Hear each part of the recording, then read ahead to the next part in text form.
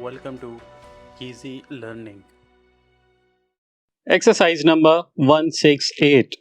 My dear sir, I hope you will think it worthwhile to consider as far as possible the alteration of the date of the laying of the foundation stone, and I am sure a little consideration will lead you to a decision that will materially enhance the chances of a successful gathering.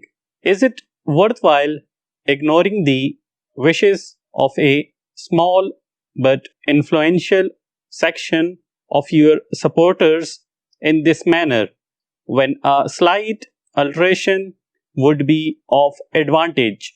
In other respects, I think no fault can be found with the arrangements. Very sincerely yours. Full stop.